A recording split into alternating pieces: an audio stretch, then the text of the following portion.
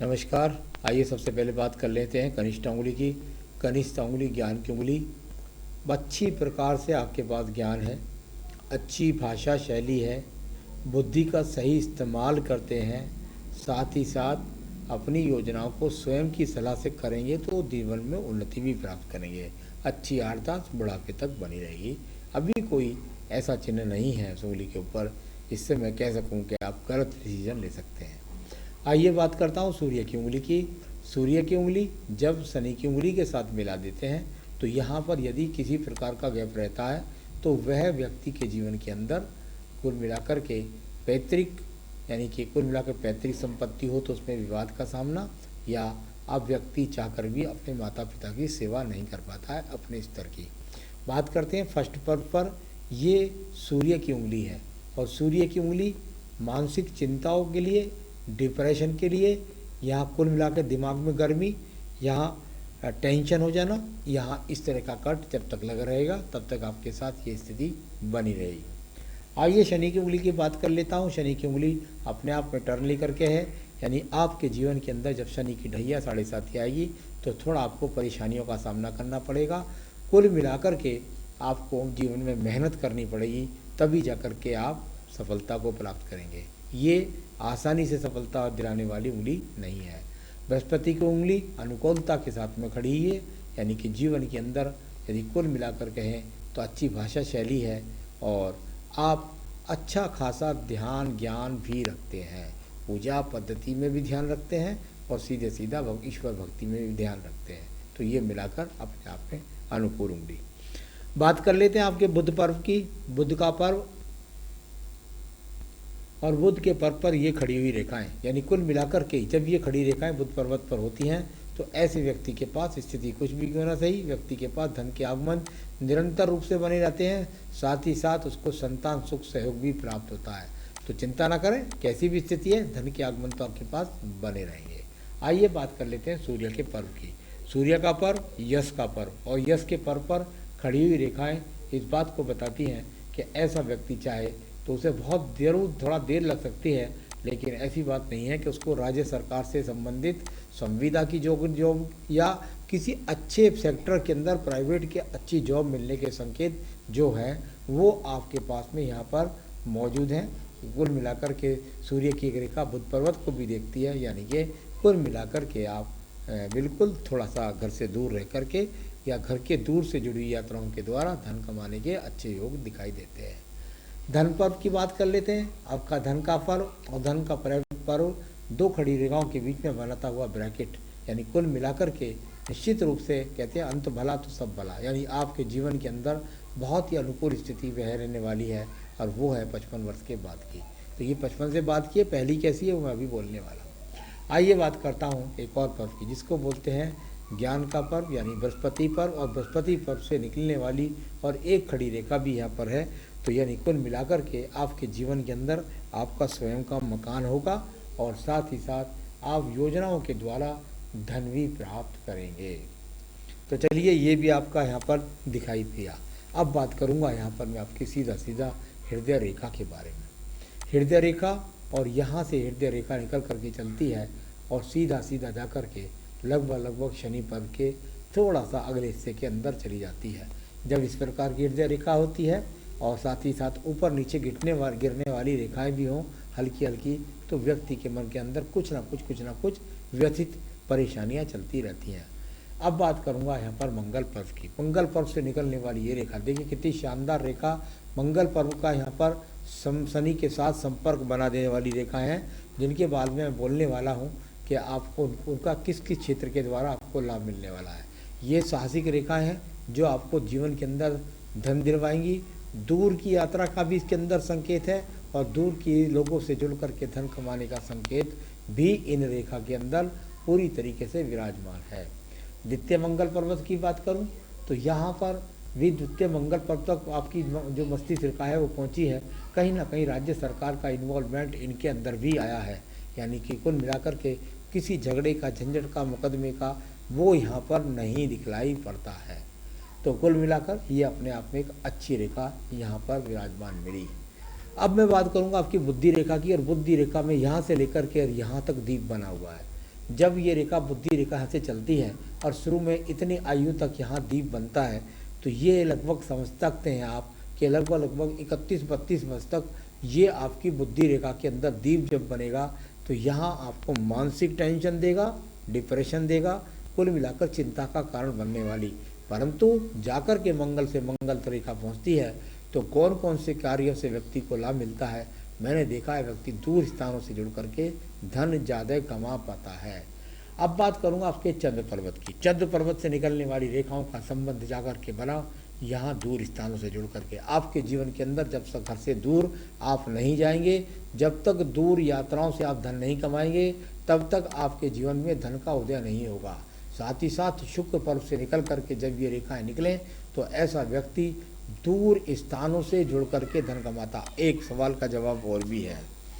आपने कहा क्या शादी के बाद नौकरी लग सकती है? देखिए, मैं शादी के बाद नौकरी की तो मैं पहले बता दूंगा, लेकिन ये बात पक्की है कि शादी के बाद आपका भाग्य उदय होगा। शुक्र पर्व से निकलने वाली रेखाएं जहां आपको धन दिखलाती हैं, वहीं इस बात को भी बताती हैं कि आपका जो भाग्य उदय है वो शादी के बाद में है। तो ये भी यहाँ संकेत अच्छा खासा आपके हाथ की रेखाओं से मिला। बहुत ही सुंदर रेखा अभी तक चल रही हैं। अब बात करूँगा इसके बाद में आपकी भाग्य रेखा के बारे में। भाग्य रेखा, और यहाँ से भाग्य रेखा निकल करके सीधी सीधी सुचारू रूप से जुड़ करके थोड़ा हटी हल्की सी, और इसके बाद लगातार चलती जा रही है। यानी कि बहुत जल्दी किसी भी एक काम से जुड़ करके आप अपने जीवन के अंदर अच्छी खासी तरक्की प्राप्त करेंगे। और ये यहाँ मैं देखता हूँ तो लगभग 35वें वर्ष के बाद में और 38वें वर्ष में दो रेखाएं, या 40 वर्ष में ऐसी दो रेखाएं खड़ी हैं जो आपको अचानक लाभ भी देंगी।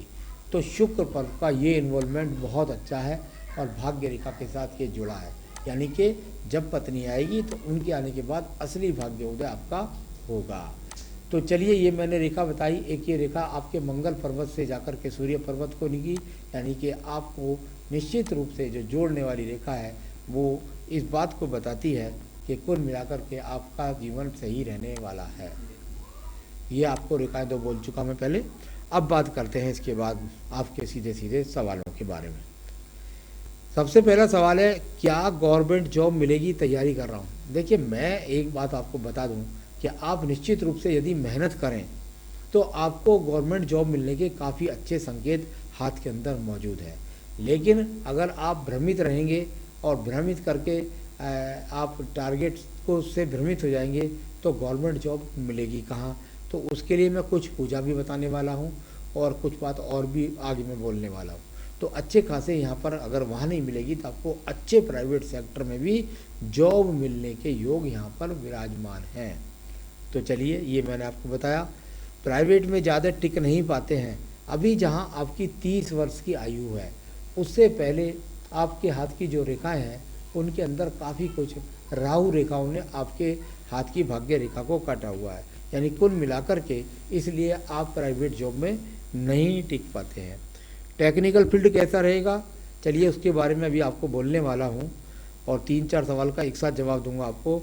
जॉब करूँ या बिजनेस, आप जॉब करें या बिजनेस, कौन से क्षेत्र में आपको ज़्यादा होगा, ये मैं आपको अभी बताने वाला हूँ। तो चलिए, अब मैं आपको सवाल का जवाब देता हूँ। देखिए, यदि आप किसी सेक्टर में जॉब कर रहे हैं जिसका संबंध मेडिकल से है, मेडिसिन से है, केमिकल से है, मेटल से है, फायर से है, इलेक्ट्रिक से है या बिजली के डिपार्टमेंट से है, यदि ऐसे क्षेत्र में आप काम करते हैं या अग्नि के क्षेत्र में आप काम करते हैं तो इन जो क्षेत्र मैंने बोले हैं ये प्राइवेट सेक्टर में, तो प्राइवेट नौकरी में या राज्य सरकार की नौकरी के अंदर आपको काफ़ी फलित हो सकते हैं। एक बात। दूसरी बात, यदि आपका मन नहीं है तो आपको व्यापारिक रेखा भी पूरी तरीके से मौजूद थी। शुक्र पर्वत से निकल के वाली व्यापारिक रेखा भी मौजूद है और बुध पर व्यापार का अच्छा होता है। तो वही जो क्षेत्र मैंने बोले आपको, medical, medicine, chemical, metal, fire, electric, बिजली की दुकान, ये सब चीज़ें।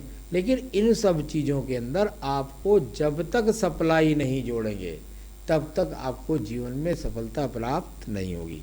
तो जॉब और बिजनेस के बारे में मैंने आपको बता दिया। टीचिंग का जो क्षेत्र है वो आपका मेरे हिसाब से कहीं पर भी नहीं बनता। हाँ, खुद थोड़ा सा संपर्क बना था खेल कूद का, यानी कि कुल मिलाकर मंगल पर्व से शनि पर्व को जब रेखा जाती हैं तो व्यक्ति पुलिस में भी जाता हुआ देखा जाता है, खेल कूद के जो नौकरी होती है उनमें भी जाता देखा है, कि खिलाड़ी के हाथ में भी ये रेखा मिलती हैं। तो इस तरह का भी कुछ इन्वॉल्वमेंट हाथ के अंदर दिखाई दिया, लेकिन टीचर का योग यहाँ पर हाथ के अंदर दिखलाई नहीं दिया। तो आपकी टेंशन बहुत जल्दी दूर हो जाएगी। कुछ उपाय भी बताने वाला हूँ और कुछ अच्छे योग भी आपके जीवन में अब शुरू होने वाले हैं। तो तैयारी तो आप सोच लीजिए आपको जॉब में जाना है, कौन से क्षेत्र में जाना है, लेकिन करेंगे तैयारी एकाग्रता के साथ तभी बात करें। दो हाथ में लड्डू रख कर के ये नहीं बनने वाला। शुक्र पर्वत को देख लीजिए, यहाँ पर एक एक्स का चिन्ह है, नीचे भी एक्स का चिन्ह है। तो कुल मिलाकर शुक्र पर्वत यहाँ पीड़ित है, यानी कुल मिलाकर के पत्नी के साथ भी अच्छे खासे संबंध आपके नहीं रहने वाले हैं।